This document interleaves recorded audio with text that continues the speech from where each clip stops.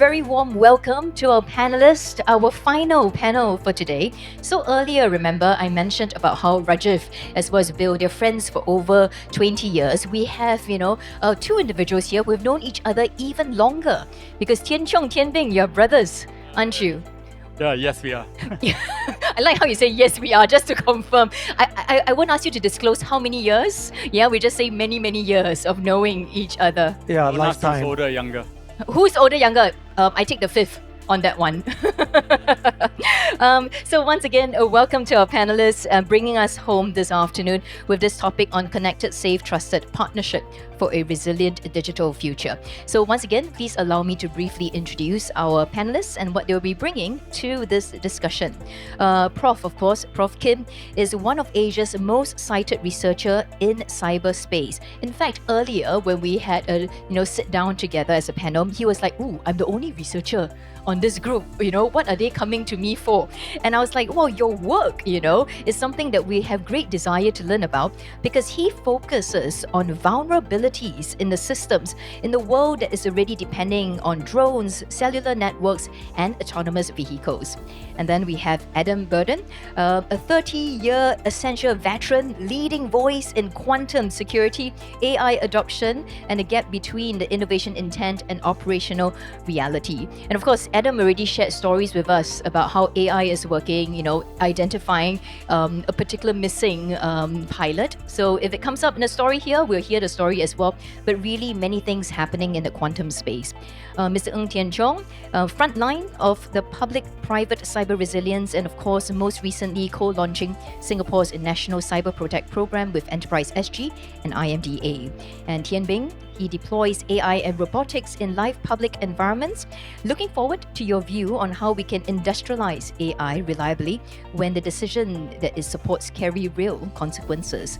Michael, of course, you spent most of your career embedding security in organizations under pressure. So we're looking at you to bring us perspectives from the inside, all the dirt of what's happening in the world's most complex digital environment. So today, we've looked at quite a fair bit. We started the day with the evolving threats landscape. We looked at how, in terms of public safety organizations, how can we rethink innovation under pressure? So this panel will take us in a slightly different but yet equally important space, which is as cyber threats grow in scale and complexity, AI is increasingly shaping how we approach cybersecurity, incident response, and the resilience of critical digital infrastructure. But once again, we'd love to begin by hearing from the room.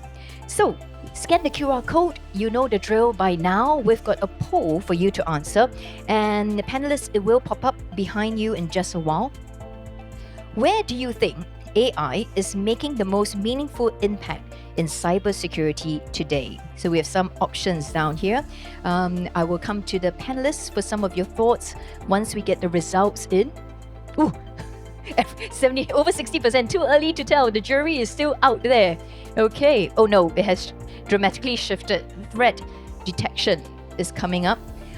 You can see from the front. If not, it's also behind you. Let's give it some time for the audience to respond. Where are we seeing that AI is making the most meaningful impact in cybersecurity today? And what expectations might still be ahead? Let's take a look.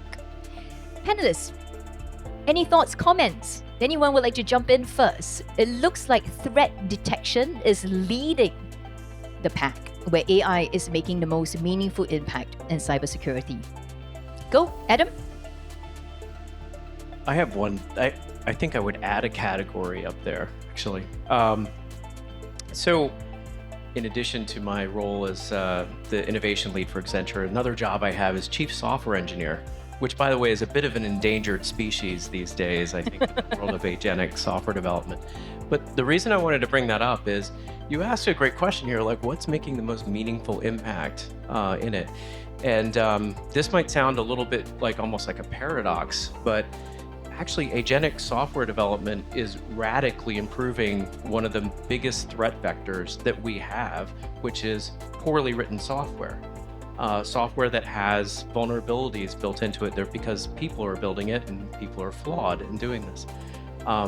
We do a lot of work in this space, write millions and millions of lines of code every year.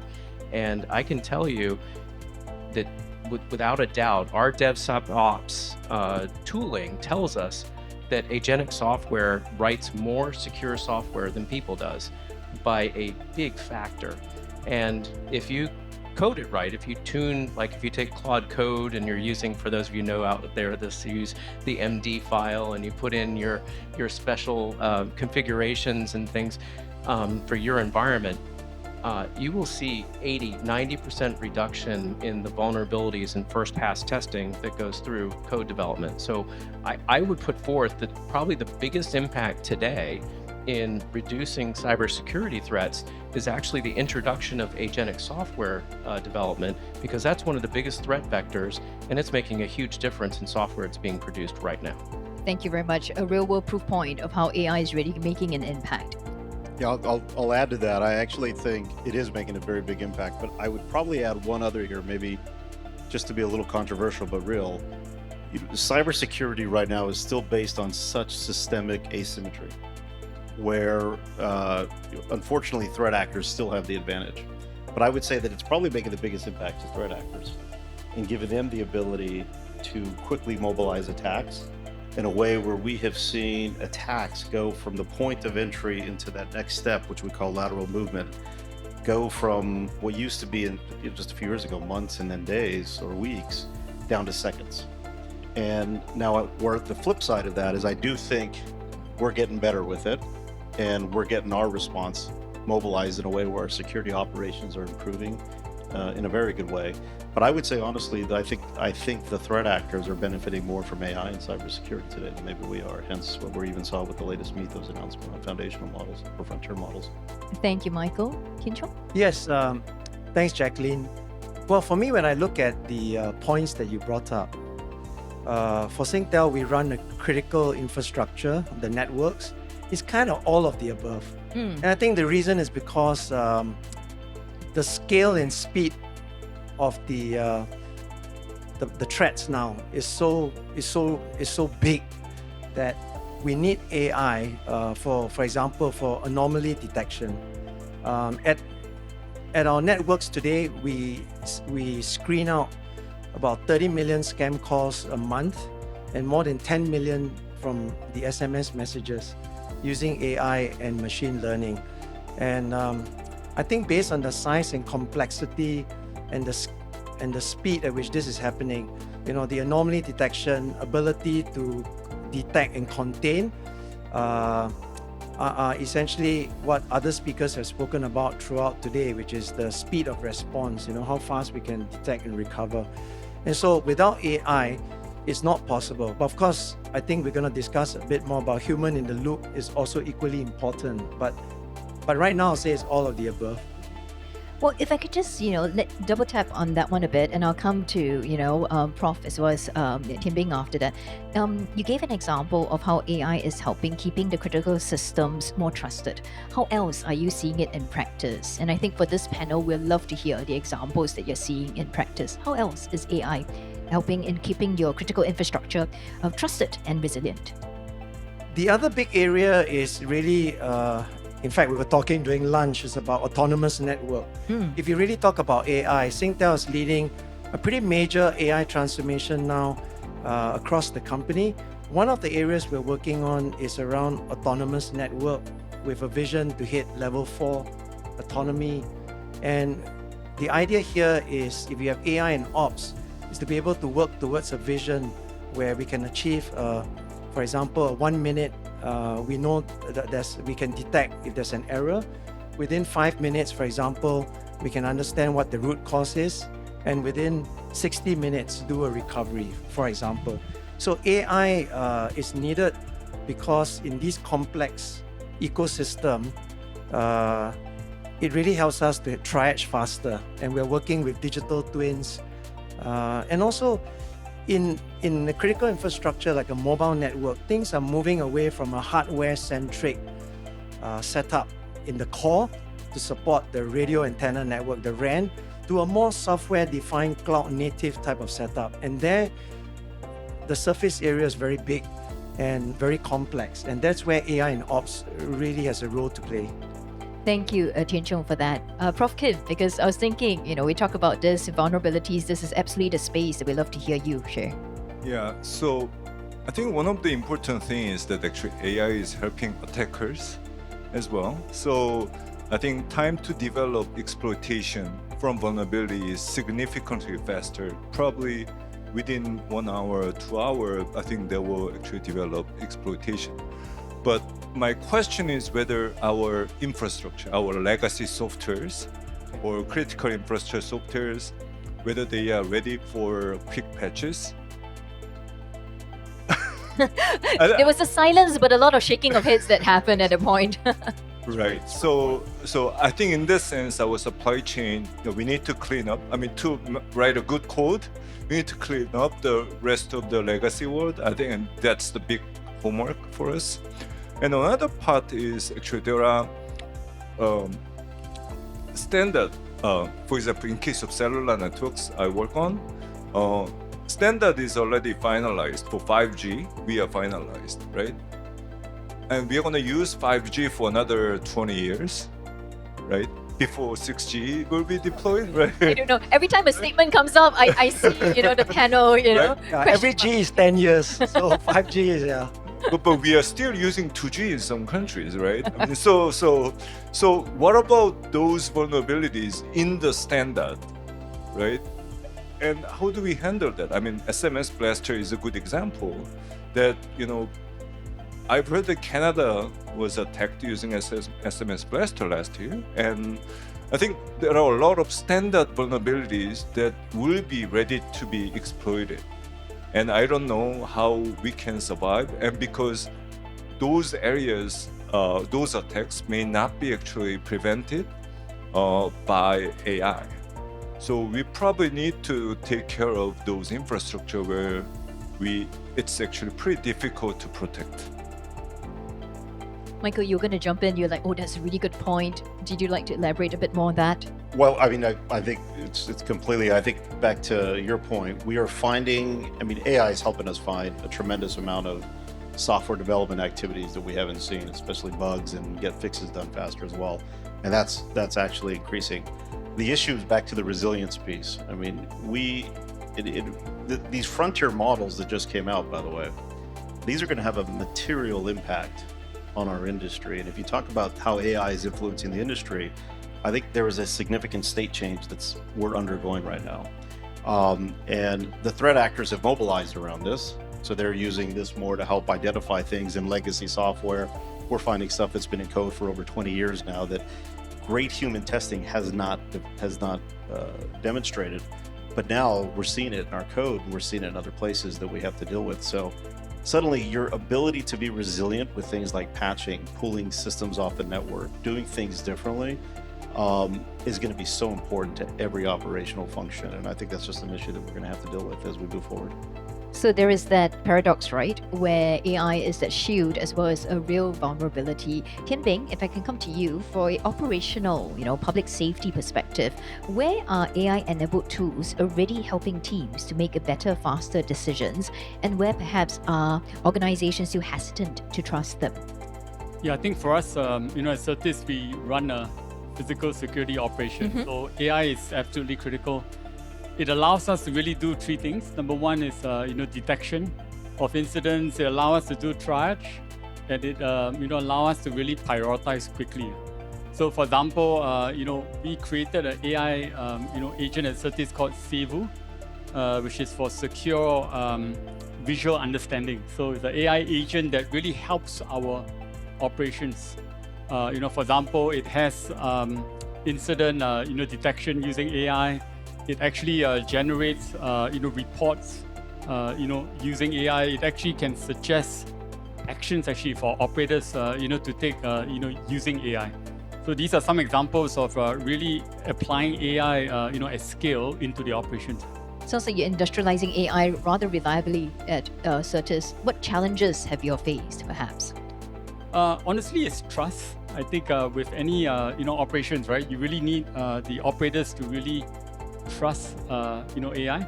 And probably a couple of things we could do, in that space, right? Number one is, we found that it's really important to have clarity on where does the AI tool, really play in the operation side of it. Number two is, really make sure that there's control. Despite AI being highly intelligent and being able to work autonomously, human in the loop and human approving is still important, right? So we still need that control, element, right? Which is really going to be important. So I think these are some examples. Yeah. Spend some time on trust, because after our panel is about connected, safe, trusted. Yeah. From the space that you all sit and from different perspectives, what are you seeing in terms of trust? What is necessary in order for partnerships to work?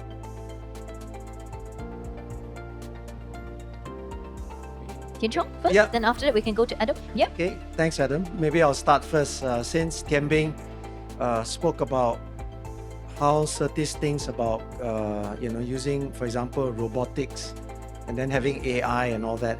I think for Singtel, it is a very interesting development, because now we're building networks for AI, but networks for robotics as well. And all of these IoT devices needs to be connected. They need to have an always-on connectivity and need to operate at low latency type of connectivity. So in our case, we have the best 5G standalone network that does 5G slicing that actually supports this scenario. And actually, I'm going to bring up a couple of things. The first thing before I come to the trust is that increasingly now we have many scenarios where Singtel is connecting multiple type of IoT devices, humanoids, robots, autonomous systems, and even medical devices, MDOTs at the hospitals or IoT devices. And from a cyber perspective, you know that these IoT devices are not as secure as your traditional IT devices, right? Less endpoint protection. So in terms of trust, what we're working on is, from a security perspective, to be able to design a zero trust connectivity at the network level, right? So we're partnering with, for example, recently we had a MOU with Zscaler to offer a zero trust connectivity. We also work with partners like Palo Alto Network to do deep packet inspection at the network. And the idea here is to provide a clean pipe in the 5G slice that goes down to the IoT devices, and that's one way to help as we connect up all these IoT devices, put the layer of protection at the network level. But beyond that, I agree with what Tian Beng said, which is, as we do more AI around all of this, it's really about the three things that I would say is similar to what Beng has said, which is clarity, where we are deploying AI, where we're not. I think that's also the consistency in doing that. The clarity part is about measurable AI outcomes, that we need to define very clearly. And then at the end, it's also control of governance. And I think the human in the loop is really important in order to practice these three principles that we spoke about in order to reinforce that trust. Thank you very much. Clarity, define AI, control governance, human in the loop. Adam?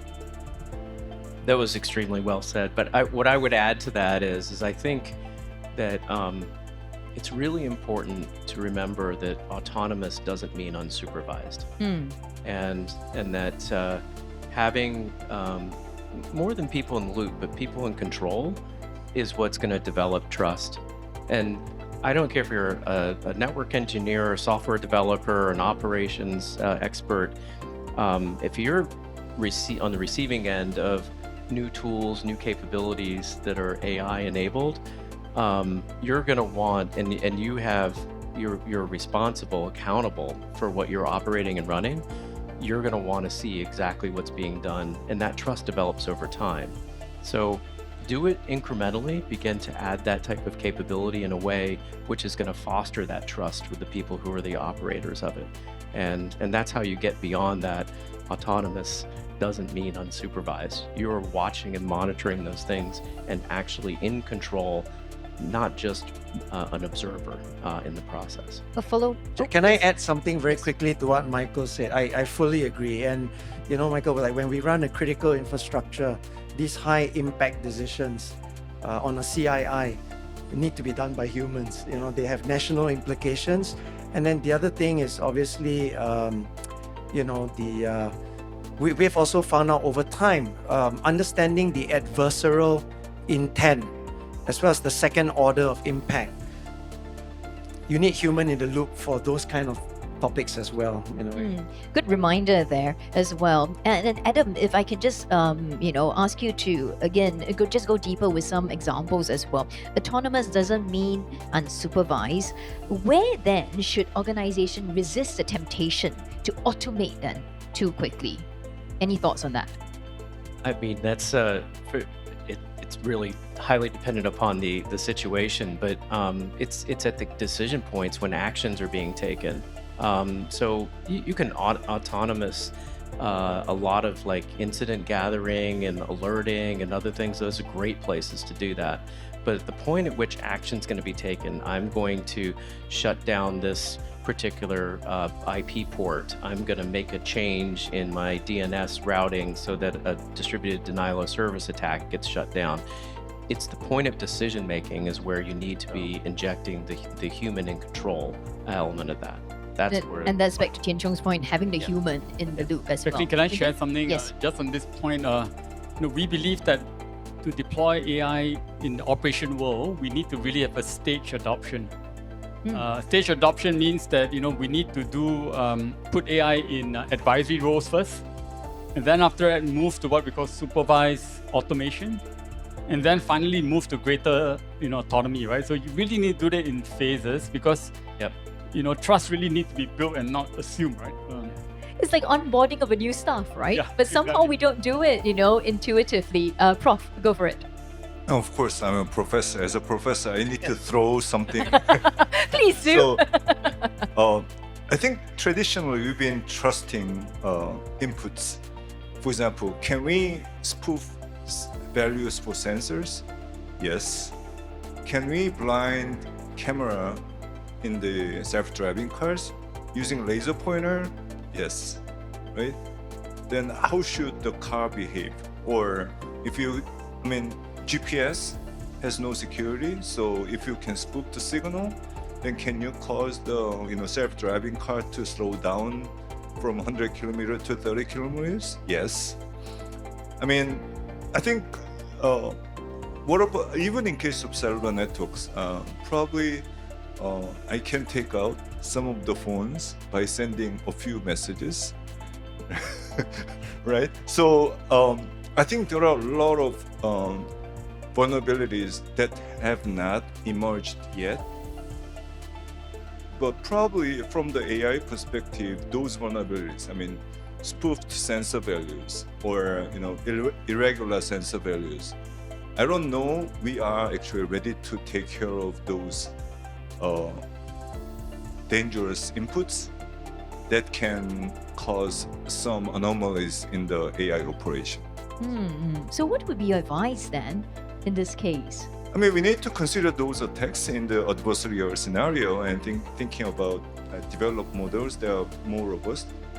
But when you think about it, in case of self-driving car, it's like same as the human driving, right? Suppose you are driving and suddenly your eyes cannot see. What should car do? Hopefully stop. but it could create a problem behind. If you stop at the freeway, then someone will hit you from the behind, right? So if we really want really safe and resilient world, we need to consider all those potential misuses.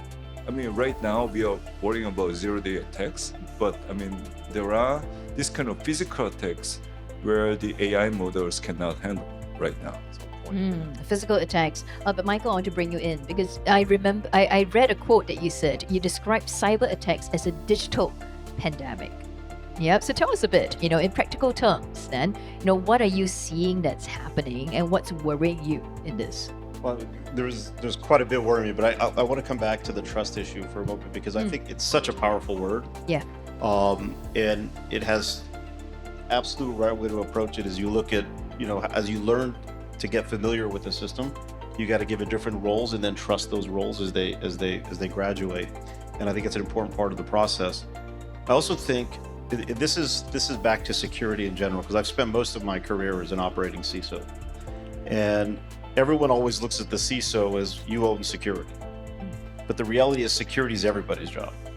And the more you can bring and heighten the awareness of what it means to build a secure culture, that helps every CISO out there do their job more effectively. So I think part of this is just raising the awareness to folks. What does it mean to have AI in a system? How do we change the ways of working on how we're doing these? How do you change the culture of AI in an organization or a company? That's hard to do, by the way. So we're actually at our company, we're going through that process right now on how do we actually drive the cultural shift around AI from those perspectives. So I think trust is so important. It's going to be so critical for how we roll this out. The digital pandemic, I mean, it was interesting because I spent a big chunk of my career living here in Singapore, which I absolutely love this place. And we did, I forget the organization we worked with, but we looked at when digital transformation was a big thing. What was stopping people from digital transformation? And it was security. They just weren't trusting security. And I think that's to a certain degree what's stopping AI in this case. But the reality is I think we are dealing with a situation now where this asymmetry that we have in the system is going to cause a situation that if we as defenders don't use AI, and this is where I'm very hopeful about AI, if we don't use this as a way to drive more resiliency, improve our cybersecurity operations, really address the threat landscape in a way that we haven't done before, we're opening ourselves up to a complete era of dealing with patching and bug issues that I think is going to create a pretty large, what I would consider the equivalent of a COVID moment in cybersecurity, where we're just dealing with situations where we may say, this is too much for us to handle, and we may unplug things or do things that I think are a little bit unnatural. This piece you're saying is about how every organization needs to start thinking from the inside as well, and leaders, and this came up in our previous panel as well, the mindset, the culture, the shifts that we need. Adam, could I come to you for this, please? Because I think you pointed out at the Quantum World Congress that less than a quarter of the world's top websites are quantum safe. So in this case, what should leaders be doing now, especially in this, crouching it in this idea of building trust? So for those out there that are not familiar with this particular threat vector, a lot of people look at this as a future threat, but the reality is it's right now. We have a big problem with quantum security, and our current cryptographic methods that we're using, which are based on something which it's kind of scary for me to talk about this next to this guy, but public key cryptography, asymmetric cryptography, which is relatively easily broken by quantum computing. And you're going to see in the near future, if you're not already observing this, a hack or approach called steal now and decrypt later. And it's kind of terrifying. There is literally petabytes of data being stolen today, but not the purpose of being able to use it, but because you know that in a year or 2 or 3 years, you're going to be able to decrypt it, because all of the cryptographic algorithms that have been used historically are going to be broken almost instantaneously. And companies today, businesses, organizations, and governments, there are things that you can start doing right now to protect yourself. It starts with some basics. Put somebody in charge of it, say it's your job. It then goes into like, what can you do? How do you inventory all these things? Do you know where all your vulnerabilities are? Shutting down your supply chain and only buying devices that'll be quantum safe in the future. You would be shocked how many people are out there acquiring devices today and networking gear that isn't quantum ready. And a lot of times that networking gear has a lifespan of 5-7 years, somewhere like that. I feel very confident within 5 to 7 years that equipment will all be obsolete. And it's not a good, now you can buy equipment like that. You've got to get into your supply chain and do that. And then companies can take additional steps to start putting in some of these quantum safe cryptographies. You start with your most vulnerable, most risky areas, and begin to implement those. And then you run it like a really rigid, structured program. Sometimes we call this Y2Q. I don't know what others refer to it, but we all, for those who have been around for a while, and looking at some of my colleagues here, they've been around as long as I have. We all remember Y2K.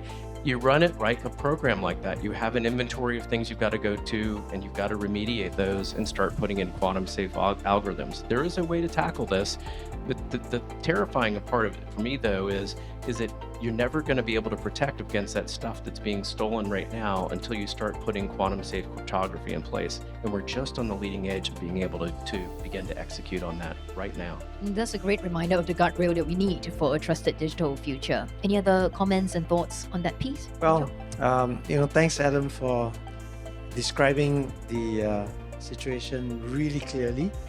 And those of you who have time, please come by the Singtel booth to take a look at our quantum safe network demo, where we'll show tools to inventorize and looking at even a hybrid approach of between QKD as well as PQC, and we have scenarios around that. But the harvest now and decrypt later scenario is a very real threat that we're seeing out there in the ecosystem, and it's great that Adam gave the reminder to everyone here. And I would just add, so Q-Day is coming sooner, or at least the forecast is. I mean, obviously, I think there's smart Michael, people. I'm just going to request that you put the mic close. Oh, yeah, the Q-Day piece will become sooner maybe than what we were expecting in the mid kind of 2030 range. But back to what Adam said, I think is really important. I think this is going to change so fast for a period of time. If you take a hardware solution, you might have a challenge, right? You have to take a programmable solution here, just like we did with ciphers in the 90s, right? So as you think about your approach, I mean, what is a program approach that you're going to deal with? Because these ciphers are going to change consistently, and that's the only way this hardware's. And you could do that with hardware, but you have to pick the right approach. I think that one of the bigger challenges, though, of Q-Day is nobody knows exactly what to do. We all knew when Y2K was going to happen. Nobody knows when Y2Q is going to happen. It might be 3 years from now. It might be 5 years from now. That's why it's important to get started. Well, let's talk about this. Okay, getting started and a partnership to bring it together. In our very first panel, Jürgen Stock mentioned about how time is the enemy. And clearly here, it's a deeply interconnected environment that we are in.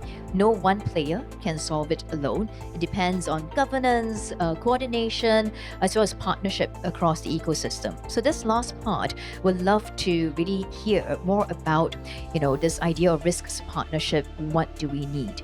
Maybe I can come to you first, Prof. Your research shows that a lot of dangerous attacks do not come from software. Yeah, it comes through, as you mentioned already, radio signals, GPS spoofing and all that. How do we need to think about security, both in the cyber and physical space that can be exploited? I think, so for example, I think one thing we need to think about is the standard is already fixed, right? And the attackers are already using it to actually exploiting the attack.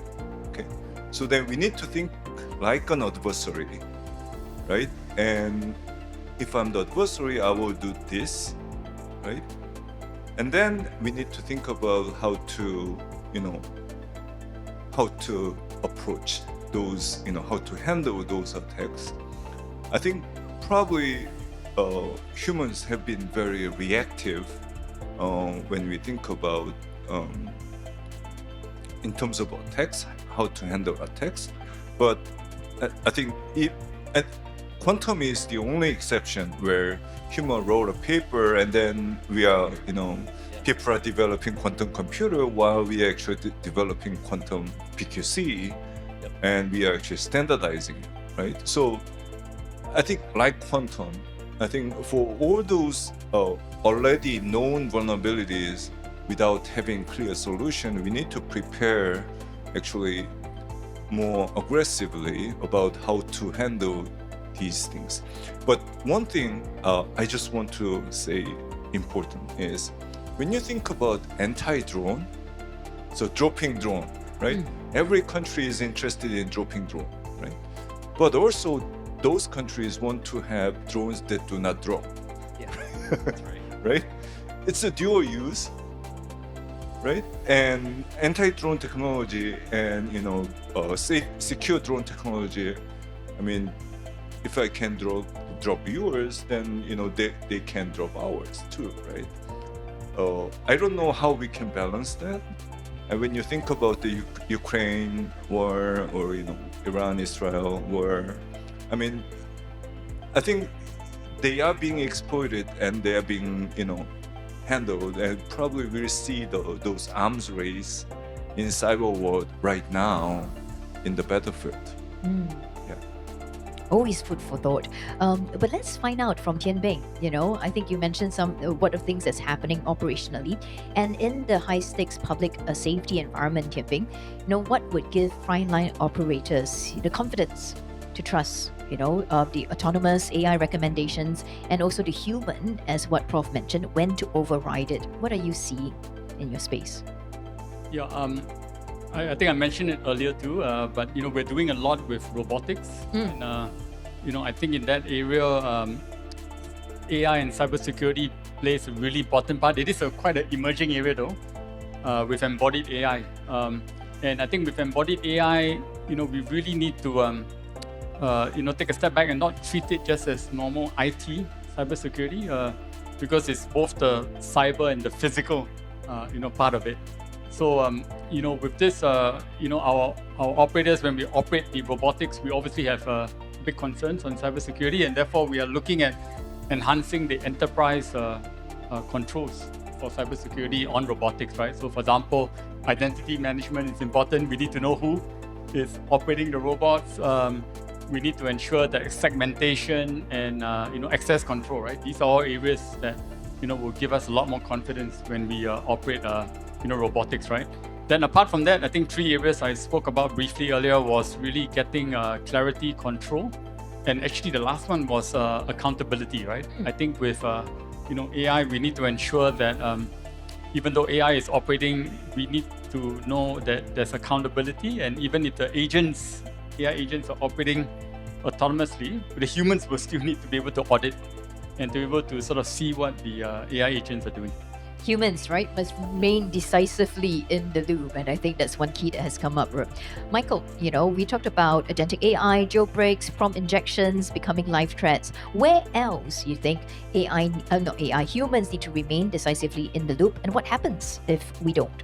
Yeah, I think they have to remain in the loop. There's just no doubt about that from my perspective. I think AI is still getting trusted, as we all just talked about. I think everyone on this panel discussed that. But if you look at the guardrails you have to put in with AI, I mean, we've run models just recently where we can trick agents to go and find specific payroll information. In fact, I think if you go to our booth, we might have a demo around this or something similar to it. But we could trick agents to go and say, hey, tell me how someone is getting paid and what their pay is, right? And the model will go figure it out, and the agents will work that way. And if you don't have the right guardrails in place and the right prompt injection capabilities in place where you can do AI red teaming, you need this absolutely on the cybersecurity side. So I think AI red teaming is going to continue to become a very common practice across all organizations. And those are human in the loop that we just can't take out, because I think that's there's so much more we need to trust around agentic AI that we're just learning as we trust these agents more and more. Thank you for that. Really wanted to tap on Tian Chong's your point or your view around public-private partnership, right? So you built programs specifically around this for cyber resilience. So if resilience cannot sit with just one player alone, what does this ecosystem of coordination actually have to look like in order for it to work? Well, thanks for the question, Jacqueline. I think it's very apt, timing-wise, to talk about the ecosystem. The way I look at it is the surface area spans from the network, the cloud, devices, applications, and people. So the surface area is very large and spans across this entire ecosystem. And really, if you ask me, because of this vast surface area, we do need an ecosystem of partners, in each of these areas to come together. And one of the challenges, I believe, is really about the coordination in the ecosystem. The bad actors are going to look for a gap in the ecosystem and not at the org chart, so to speak. And that's the weakest link.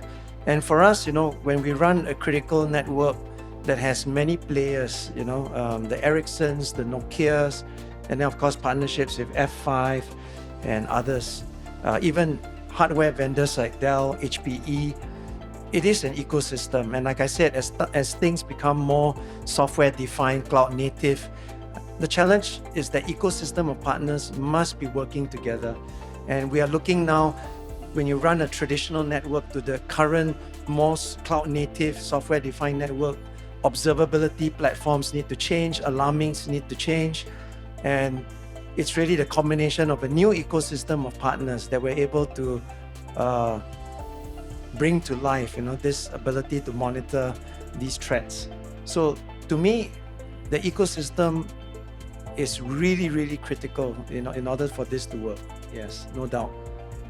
Adam, if I come to you on this ecosystem and partnership piece, I love how Chong mentioned it's not about gap in the org chart, it's a gap in the ecosystem. Where do you see collaborative efforts falling short today? I tell you what worries me about this is there is this good recognition that the ecosystem is really important, and we have a lot of agreements that are coming up between vendors and customers and governments and others. But if I'm transparent about it, I think a lot of them are paper tigers. They've never been exercised, and intents don't turn into actions unless you actually have practiced working together and collaborating and built that trust. So when an incident actually happens, it's just like a military. If you're an ally of militaries war game with each other all the time because they're practicing for these types of events where they need joint security to deal with a threat actor. The same goes for cyber. And you need to be practicing together, you need to be transparently sharing new threats and incidents when they occur and actually working together. So don't let these agreements turn into paper tigers that won't work when you need them. You need ecosystem partnerships that are thriving and they're actually testing that in action and doing it with some regularity as well. We have a great partnership with Singtel. We're doing this now with Singtel. We need to be doing this with more partners of ours out in the market and more of our ecosystem partners as well, like F5 and others. So that's something that we need to do, I think, as a community of businesses and service providers and product enterprises out in the market, is working on being more than just paper agreements we work together, but actually collaborating and showing that we can do that and respond to these things correctly. Actually teaming together in practice. In fact, Jack, if I can add to what Adam said, Minister Min Shan mentioned about the state nation sponsored type of threats. And when you talk about that kind of threat, where the scale and complexity is different, this ecosystem is even more important when we're talking about a community with threat intel sharing and looking for patterns, etc., where no one organization is able to do it. If I could just add to that real quick, I think the partnership, government's incredibly important here. We have to continue to rely on government to do things to help us do better disclosure, regulation. Those are very important. Where I think the private partnership is so important, especially with what just happened with these frontier models. But most organizations today are actually testing their code, as was mentioned, and looking for how you chain different vulnerabilities together, very low vulnerabilities versus high, and figuring out different things. But the ability for the ecosystem to come together and identify how does my low vulnerability interact with your low vulnerability, and how do we chain those together to help customers understand and our users understand, wow, the power of these two different systems could create something that's a lot more powerful. And that's where a big piece of the partnership comes in, is, how do we actually share intel, how do we share vulnerabilities, and how do we play like one team? And that's absolutely important, and those tabletops are equally important. I'm just going to add on partnerships too, especially in the more emerging space. Like I was talking about the robotics space, for example, in the security space, the cybersecurity space in that is really emerging. And hence, like, for example, just this morning, we launched a partnership agreement with Ensign, which is a cybersecurity company, to do more sort of research into this space and working with some of the robotics hardware companies. So again, just an example of the ecosystem working together on a really emerging space. And I think it's important that we share these examples of ecosystem working as well. I think sometimes there's a lot of assumption that's happening, and it's really great to hear all these examples of what's happening out there, not just the successful cases, but also those that don't as well, so that we can learn from it. With that, I'm going to invite our panelists to wrap us up. Yep, I'm going to invite each and every one of you to share with our audience down here what is one key thing that their organization can start doing now. One key thing that their organization can start doing now when it comes to creating connected, safe, trusted partnership. Who would like to kick us off? Prof? I should start first. Otherwise. So I think the cleaning up the code, because right now, actually many of the infrastructure has messy code. And if you do not have actually very easy to understand architecture, then probably you are not going, even if you find the vulnerability, because the code, there are so much dependency between code, you are not going to fix it.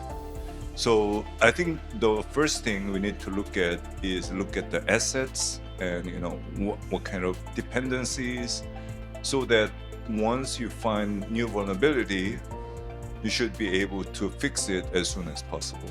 Thank you.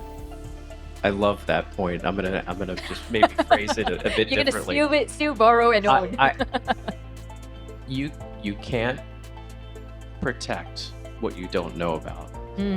And this, in the world of AI, this proliferation of AI agents and all of these new capabilities, we're almost every client I talk to, there's no AI registry of what their different, how their data is being used, what models are actually being, who owns the AI agent, how they're actually being done. So when a threat is uncovered, being able to go and actually remediate that is incredibly hard. We've done a great job with that with other IT infrastructure and applications and code and data devices and all these other things.